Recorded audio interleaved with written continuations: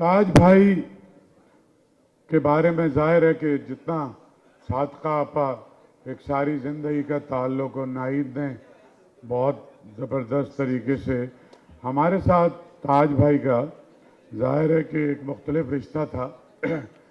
ताज भाई का जो मामला है वो चूँकि यहाँ सारे ही पॉलिटिकल वर्कर हैं, मैं तो सईद गनी से लेके वकार मेहदी, रज़ा रब्बानी, नजमी सभी को पॉलिटिकल वर्कर समझता हूँ, सभी ने काम किया इस पार्टी के अंदर। सो ताज भाई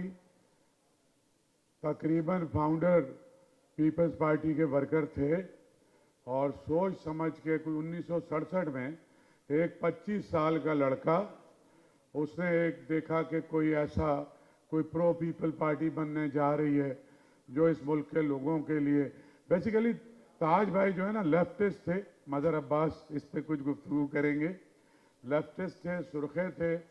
और सुर्खों के बारे में बहुत बहुत चीज़ें मशहूर हैं,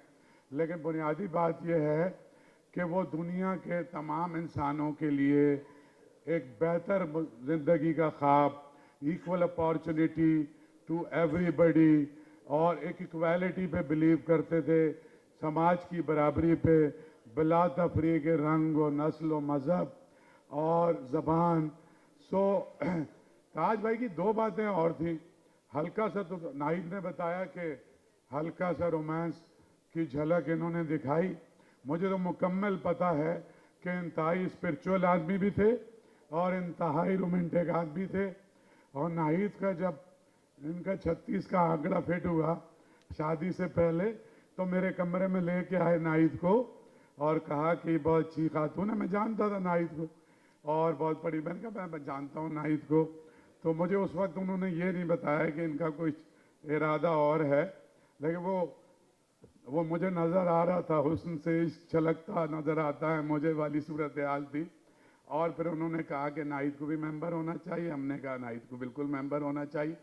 दूसरी बात स्पिरिचुअल ऐसे कि एक दफ़ा मैंने मदर अब्बास ने डिस्कस किया कि इस मुल्क की जो सबसे बड़ी स्टोरी है वो है जुल्फ़िकार अली भुट्टो, जिस आदमी ने सबसे ज़्यादा इम्पैक्ट क्रिएट किया है। जी, अब मेरी बात सुन के बाद में तालियां बजाओ तो अच्छा है। वो इस लिहाज से कि उनकी ज़ात में एक तो ये कि पहली प्रो पीपल्स पार्टी पाकिस्तान में उन्होंने बनाई, उससे पहले तो पार्टियां चली आ रही थी। दूसरा 4.5 साल में इतना इम्पैक्ट नेशनली और इंटरनेशनली और इतना कि पूरी दुनिया को एक हंगामा खेजी में मुब्तला किया और बेइंतहा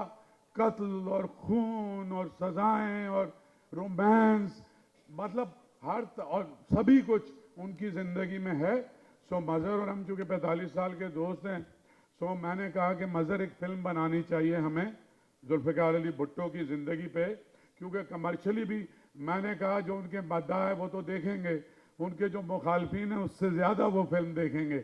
क्योंकि लेकिन ये कि इससे बड़ी कोई स्टोरी नहीं है। सो हमने अपने दोस्त से बात की वसतुल्ला खान से, वो तारिक अली साहब हैं, आप तो जानते हैं, मज़हर अली साहब के बेटे ताहिर मज़हर अली के, और उन्होंने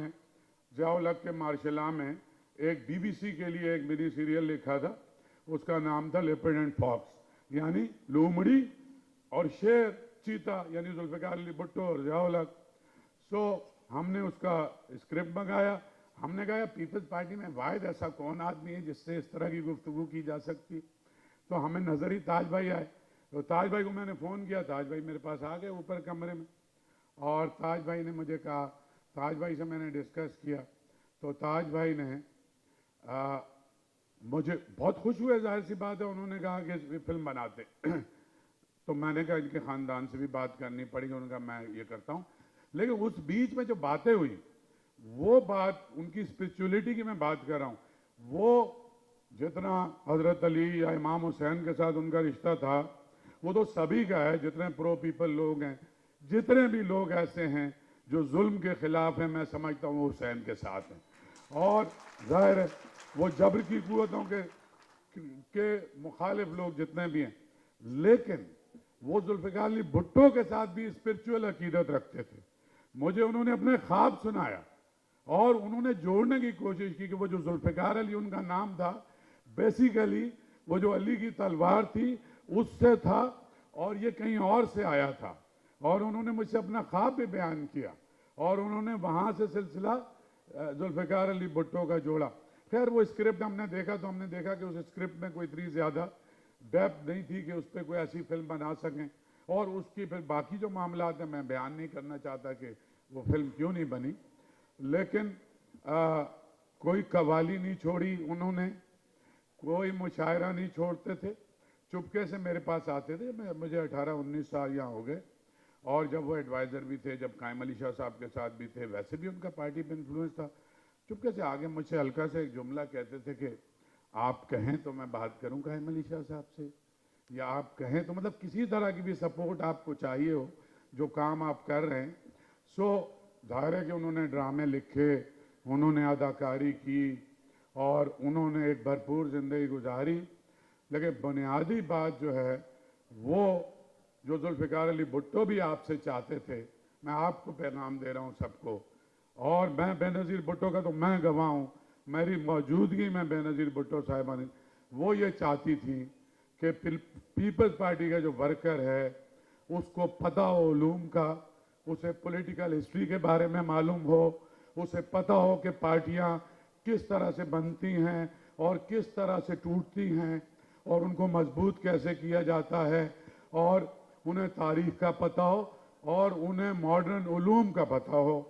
میری موجودگی میں انہوں نے نثار کھوڑو صاحب سے کہا کہ نثار کہتی تھی کیا تمہیں کمپیوٹر چلانا آتا ہے, تو نثار صاحب نے تھوڑا سا جی بی کر کے, پھر دوسرا سوال ان کا تھا, Nisar was the president of Pakistan Peoples Party Sindh and leader of opposition, اور دوسرا سوال ان کا تھا کہ نثار کون سی کتاب آج کل پڑھ رہے ہو. سو جس طرح سے اسٹڈی سرکل ہوتے تھے بی کے زمانے میں, وقار مہندی صاحب, سعید غنی صاحب, یہ ایجیٹیشن, میں یہ سمجھتا ہوں کہ جو پولیٹیکل ورکر ہے وہ کسی بھی سماج میں اعلیٰ ترین رتبہ ہے پولیٹیکل ورکر ہونا. میں اس کو سب سے اعلیٰ اس لیے سمجھتا ہوں کہ وہ اپنی ذاتی منفعت کے بجائے, اس پہ جان ایلیا کا ایک شعر ہے, جو سزا اور ہو شاید کوئی مقصود ان کا, جا کے زندہ میں جو رہتے ہیں گھروں کے ہوتے. لیکن یہ ختم کر رہا ہوں سعید, آخری جملے ہاں, لیکن 21ویں صدی کے جو تقاضے ہیں, نئے ٹولز ہیں لڑائی کے, نیا طریقہ ہے. آپ کو پتہ ہے ڈیجیٹل میڈیا کی کیا پاور ہے, آپ کو پتہ ہے کہ انٹلیکٹ کی کیا پاور ہے, آپ کو اسٹریٹ پاور کے لیے بھی انٹلیکچول پاور کی ضرورت ہے اور ڈیجیٹل میڈیا کی ضرورت ہے, اور اس کے پیچھے انالیٹیکل کریٹیکل مائنڈ کی ضرورت ہے. سو اس کے لیے تاج بھائی کو ٹریبیوٹ پیش کرنے کا, یا ذوالفقار علی بھٹو کو, یا بے نظیر بھٹو کو, یا جو 2 لفظ بلاول بھٹو نے ادا کیے جیسے آپ نے کہا, اس کے اندر یہ ساری بات آ جاتی ہے. تو آج یہاں سے میسج یہی لے کے جانا ہے کہ ہمیں پولیٹیکل سٹرگلز کی تاریخ بھی آپ کو پڑھنی, آپ اس کا حصہ رہیں, آپ اس کا ایندھن بنیں, آپ نے سب سے زیادہ قربانیاں دی ہیں, لیکن 2025 کے اندر آج کی لڑائی کے جو ٹول ہیں اگر آپ نہیں سیکھیں گے تو آپ پیچھے رہ جائیں گے. اور تاج بھائی کا خلا اسی صورت میں پیدا ہو سکتا ہے کہ انٹلیکچولی پیپلز پارٹی کے ورکر اور ان کا فالوور ان کو فالو کرے اور اپنے آپ کو انٹلیکچولی مضبوط کرے. بہت شکریہ.